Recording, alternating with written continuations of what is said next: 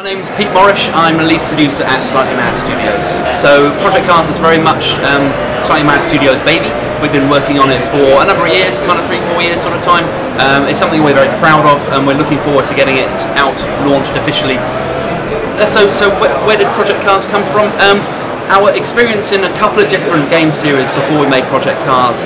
We found fame for making GTR, which is a very simulation-heavy PC title that found a really passionate niche audience. GTR's been around for about 10 years. People are still playing it to this day because there are no games that have met their needs better than GTR. That kind of gave us the confidence that there is a rock-solid core simulation audience out there.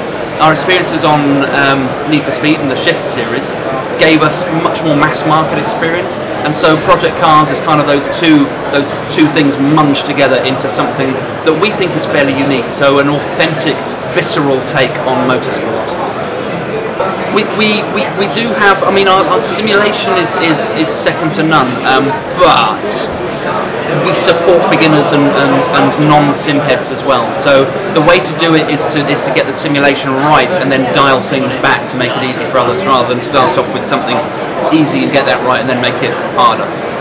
So when you first start the game, you kind of ask what your experience is in racing games, whether you're a bit of a newbie, whether you're a fan of Forza, whether you're a proper GTR head, and it behind the scenes sets a bunch of different parameters: the aggression of the AI, the reactions of the AI, the way the weather works, the way that friction reduces when it's raining, the dead zones in the steering, the prickliness of the steering, the traction control, all these things, hundreds of different parameters just set in the blink of an eye in the background, and that should help you get a driving experience that you're comfortable with. And then you can further tweak those later on if we haven't got it quite right for a particular person.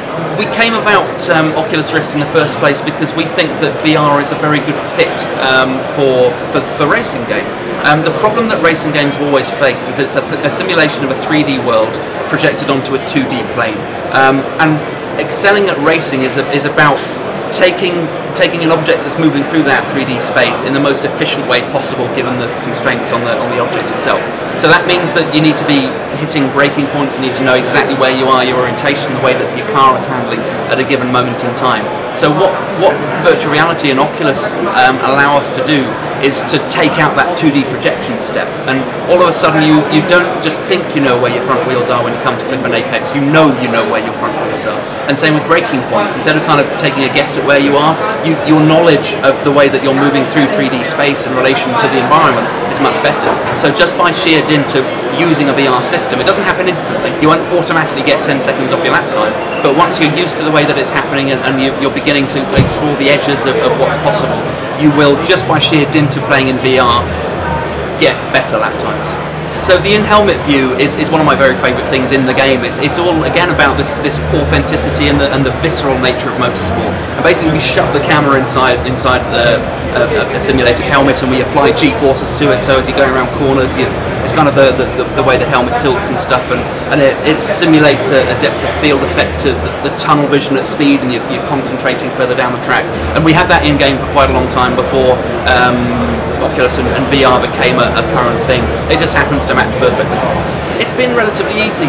Sony's dev tools are really strong. We've got a great working relationship for them. So getting Project Morrish up and running was relatively painless. Not easy, because that would be doing our tech service tech team a disservice, but relatively painless. Yes, we probably have an Orpheus internal build up and running. Probably. Certainly for Morpheus, it'll probably be patched in at a later date. For Oculus, our pipeline and our tech is relatively mature, so it may have, I mean, the builds that we're putting out to the community at the moment are Oculus ready. So people that are WMD members that are playing the game that have Oculus can play it in 3D in VR. So it's likely that it'll be supported from day one, and as soon as Oculus is out as a proper thing, we'll just tweak around the edges to make sure, and then happy days, there it is. We want to give our players the most authentic and best experience possible. So were another console manufacturer to announce VR compatibility, then yeah, we'd be on it like moths to a flame. Our tech is very modular, and it's very easy to deploy. Well, not very easy, again, that's doing our tech team a disservice, but it's relatively painless to deploy to new technologies because of the way we built the underlying tech.